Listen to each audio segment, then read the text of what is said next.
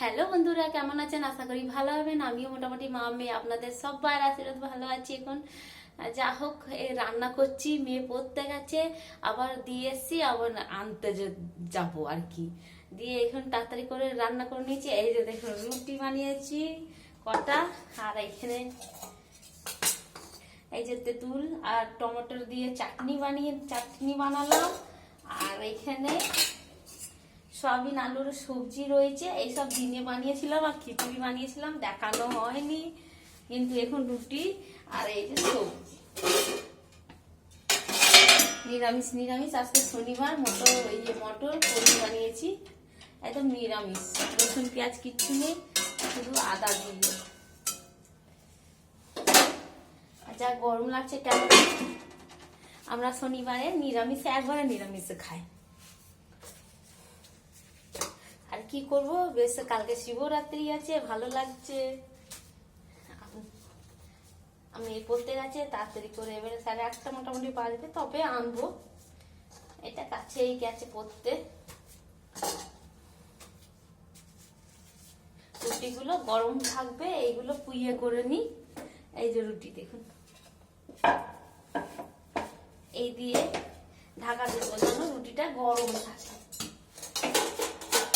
আর এখানে গরম এইগুলো সব ঢাকা দিয়ে দিই।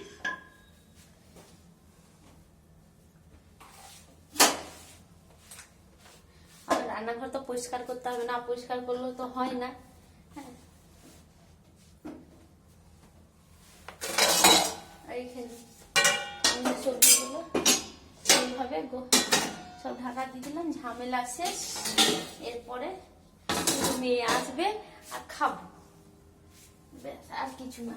গ্যাস কম বন্ধ করে দিলাম, আপনারা দেখতে থাকুন। আর কি করব, এই যে বাসন টাসন সব মেজে নিয়েছি, সসপন ছিল, সব ছিল, এই যে সব মেজে ধুয়ে, এই যে সব মেজে নিয়েছি।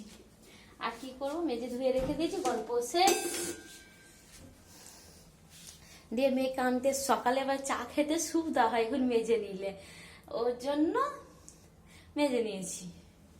আর তারপর মেয়ে থাকে না, ফাঁকা থাকি, মেয়ে থাকলে মা মা করতে থাকে, ওকে পড়াতে হয় আর সব করতে হয়, একা হাতে করতে হয়, কিছু করার নেই।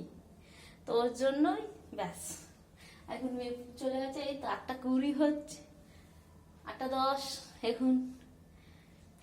দিয়ে তাড়াতাড়ি করে নিয়ে আসবো, কি করব, কিছু করার নেই। এবারে এইখানে আমাদের এইখানে খুব ভিড় লাগবে, ঠাকুর আছে, শিব মন্দির আছে, দিয়ে কাল থেকে খুব ভিড়। আবার মেলা বসবে 3-4 দিন, তারপরে খুব ভিড় থাকবে, লোকে জম জম করবে মেলা দেখার জন্য। আর কি করব, বেশ রাখছি। সবাই টাটা, সবাই ভালো থাকবেন, সুস্থ থাকবেন।